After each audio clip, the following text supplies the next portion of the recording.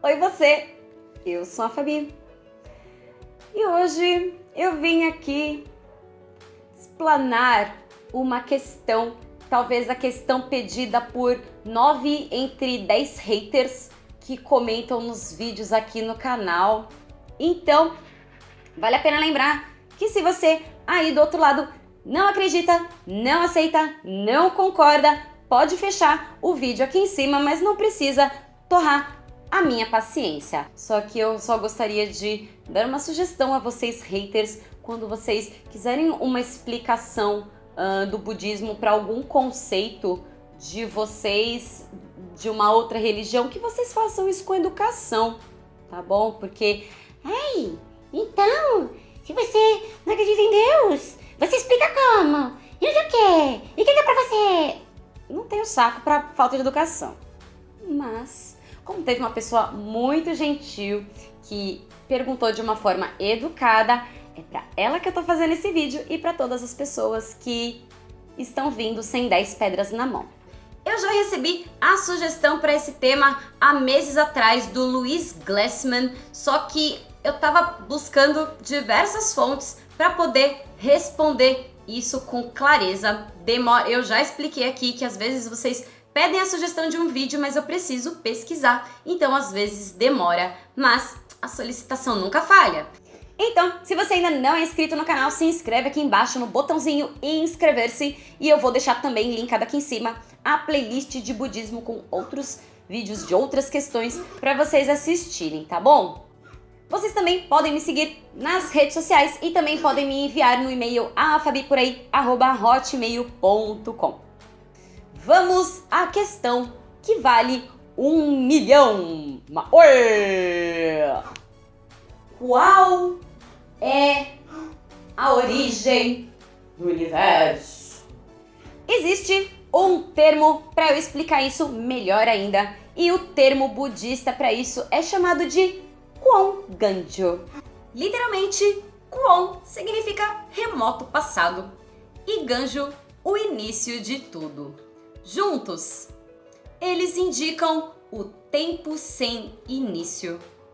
E sob o ponto de vista do budismo de Nichiren Daishonin, esse conceito não se refere a apenas um único momento ocorrido há muito tempo ou num passado infinito.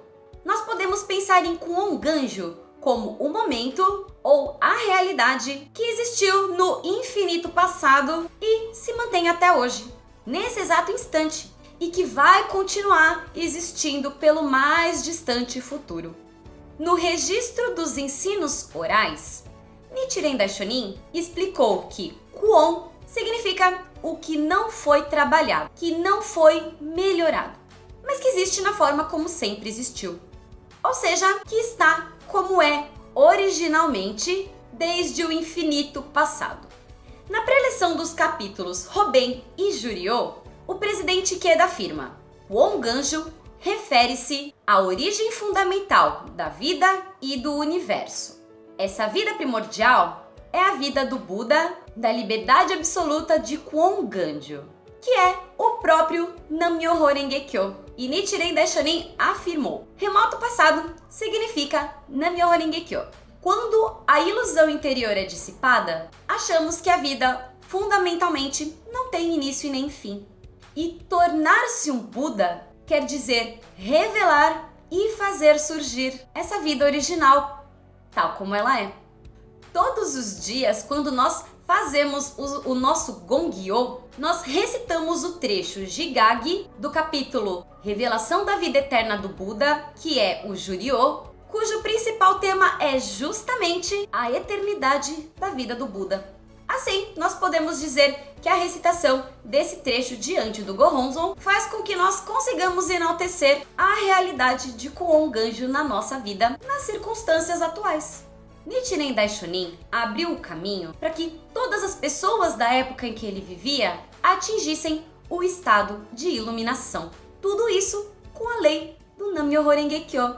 E mais do que isso, ele nos ensinou que a nossa vida, que é de Kwon Ganjo, é infinitamente preciosa e una com o universo.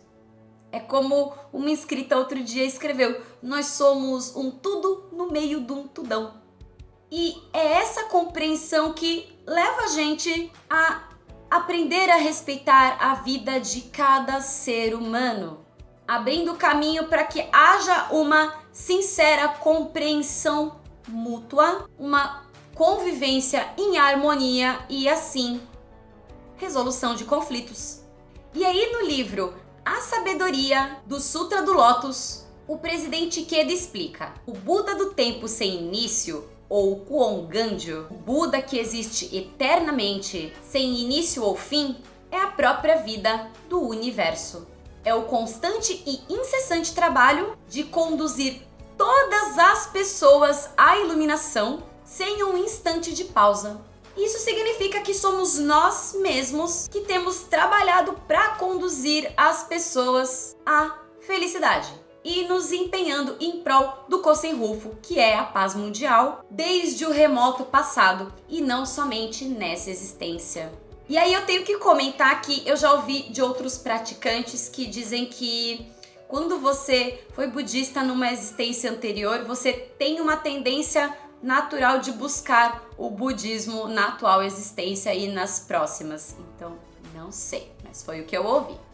Mas então, para quem aí ainda não tá gostando muito dessa explicação e vai provavelmente comentar que eu expliquei sem explicar, eu encontrei uma matéria muito bacana no Extranet, que é do Brasil Seikyo, edição 1898, do dia 7 de julho de 2007, no caderno Soka, e o nome da matéria é Como Tudo Começou. E é isso que eu vou ler para vocês. Uma das mais conhecidas teorias para o surgimento da vida surgiu em 1924, quando o cientista russo Alexandre Oparin formulou uma nova hipótese para a origem da vida.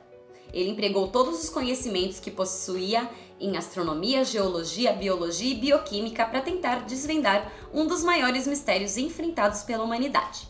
Segundo ele, o planeta possuía há bilhões de anos condições e materiais suficientes para que durante outros bilhões de anos de atividades químicas, descargas elétricas e outros elementos, gerar naturalmente os primeiros seres vivos.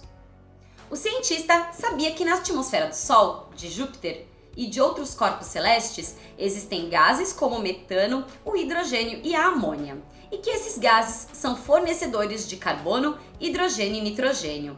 Faltava o oxigênio e a água para compor os ingredientes básicos e comuns a quase tudo que é vivo.